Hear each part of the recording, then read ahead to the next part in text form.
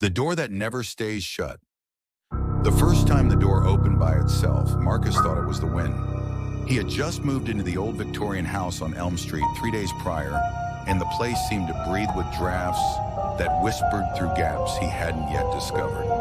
The door to the study, a small oak-paneled room on the second floor, had swung open with a prolonged creak while he was unpacking boxes in the hallway. "Old hinges," he muttered, pushing it closed with a firm click.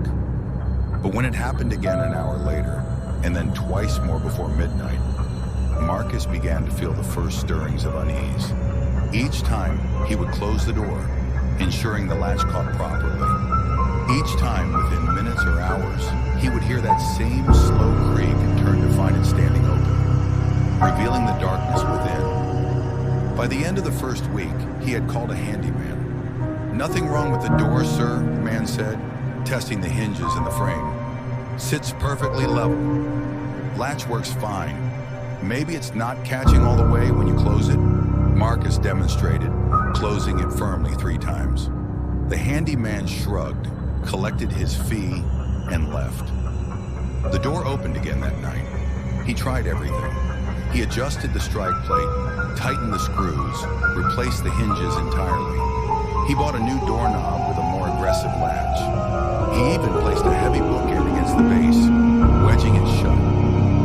By morning, the bookend had been pushed aside, not violently, but deliberately, as if someone had simply moved it out of the way, and the door stood open once more. It was always open just enough to see inside, never fully ajar, just wide enough to invite a glance, to make him wonder what was in there that wanted to be seen. Marcus began avoiding the study altogether.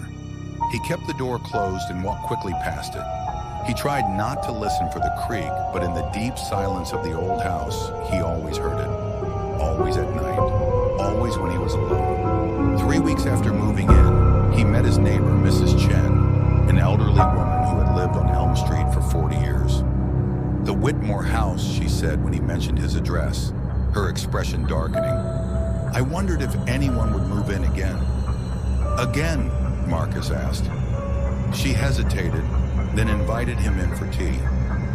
Over Earl Grey and butter cookies, she told him about the previous owner, a man named David Whitmore. "He was a writer," Mrs. Chen said. "A good man, but troubled. He worked in that study every night, writing a novel he said would change everything. But something happened to him in that room. He became obsessed, paranoid, said the story wouldn't let him stop, that every time he tried to walk away, it pulled him back." Marcus felt his skin prickle.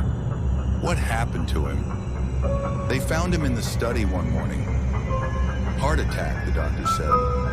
But his face," she shook her head. "My husband saw him when the paramedics brought him out. He said David looked terrified, like he'd seen something no person should see." That night, Marcus stood in the hallway outside the study, staring at the closed door. He had been avoiding it for weeks, but Mrs. Chen's story had planted a seed of morbid curiosity. What had David Whitmore seen? What was in that room? He pushed the door open and stepped inside. The study was small and unremarkable. A desk sat beneath a window that looked out onto the dark street. Empty bookshelves lined the walls. A single light bulb hung from the ceiling, casting everything in harsh, yellow light. There was nothing unusual about it, nothing frightening, except for the typewriter. It sat in the center of the desk, an old manual typewriter he hadn't noticed before, which was impossible because the desk had been empty when he'd briefly looked in days ago. Marcus approached it slowly.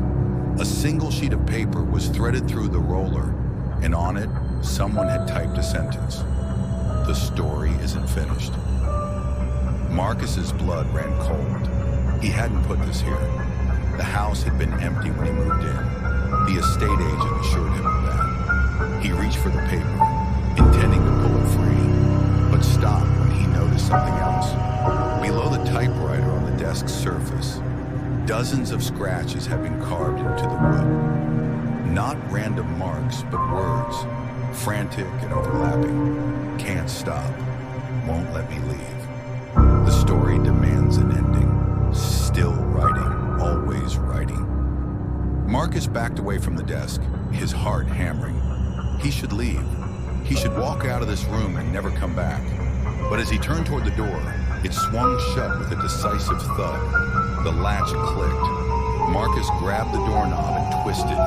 It didn't budge. He pulled harder, then pounded on the door, shouting for help, even though he knew no one would hear him. The house was isolated, set back from the street, and Mrs. Chen was too far away. Behind him, he heard a sound that stopped his breath. Click, clack, click, clack. The typewriter woe